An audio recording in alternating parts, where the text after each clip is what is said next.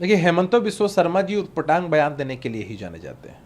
शरद पवार जी देश के वरिष्ठ नेता हैं और एक लंबा राजनीतिक और सार्वजनिक जीवन का अनुभव उनके पास रहा है। विभिन्न क्षेत्रों में उन्होंने काम किया है। उन्होंने अगर कोई मंतव्य दिया है तो उसको सीरियसली समझना चाहिए। लेकिन हेमंत बिस्वा शर्मा क्या करेंगे? हल्की बातें करेंगे। हल्की बातें करने के पीछे का लॉजिक यही है कि भाई मीडिया में चर्चा हो सके, तभी तो हर कोई बयान ले रहा है, प्रतिक्रिया दे रहा है। गिरिराज सिंह बोलते हैं कि नरेंद्र मोदी फिलिस्तीन को तो सपोर्ट करते हैं लेकिन हमास को कभी नहीं।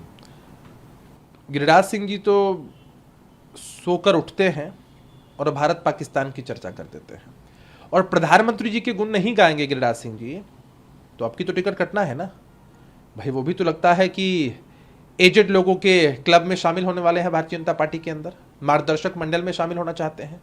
तो मार्गदर्शक मंडल में न धकेल दिया जाए, इसके लिए गिरिराज सिंह जी ऐसे प्रयास कर रहे हैं। हेमंत बिस्वा शर्मा ने कहा है कि मैं छत्तीसगढ़ गया, राजस्थान गया, मध्य प्रदेश गया, वहाँ के कार्यकर्ताओं ने जमीन पर काम किया और हम लोग तीनों जगह इजीली चुनाव जीते हैं। अरे जहाँ से मुख्यमंत्री है ना, वहाँ से भी जनता खदेड़ देगी।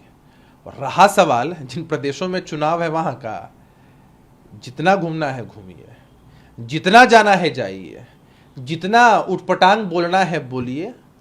एक बात के लिए निश्चिंत रहिए, जितना बोलिएगा वोट प्रतिशत और घटेगा।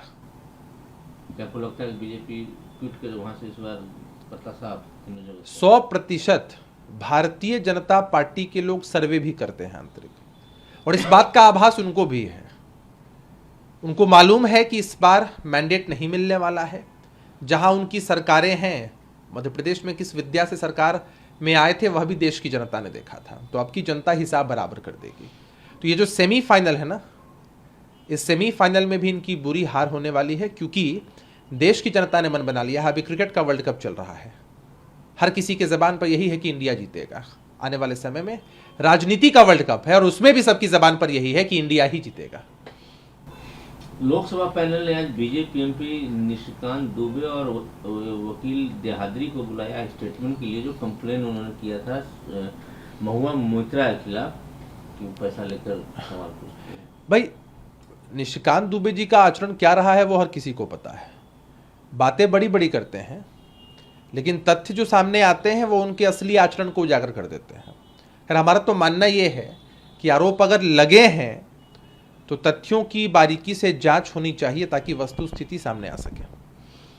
राहुल गांधी तेलंगाना गए थे, उन्होंने कहा है कि यहाँ जो है लड़ाई कांग्रेस वर्सेस बीजेपी, बीआरएस और एआईएम के खिलाफ है। तीनों एक हो गए हैं कांग्रेस के खिलाफ। देखिए, भारतीय जनता पार्टी का कोई जनाधार दक्षिण के राज्यों में नहीं है। वहां के लोग पहले ही जानते हैं कि भारतीय जनता पार्टी जोड़ तोड़ की राजनीति करने वाली है, धर्म के नाम पर राजनीति करने वाली पार्टी है। नहीं तो जितना बुरा हश्र कर्नाटका में हुआ था वह भी आपने देखा था। देश के इतिहास में पहली बार ऐसा हुआ था कि प्रधानमंत्री जी खुद बजरंगबली के नाम पर वोट मांग रहे थे, बजरंगबली ने भी साथ नहीं दिया। कर्नाटका में बुरी हार हुई और हम लोग पूरी तरीके से आशान्वित हैं। मैं भरोसा है आने वाले समय में तेलंगाना के जो चुनाव होंगे उसमें भी खाता खोलने तक में इन्हें दिक्कत होगा।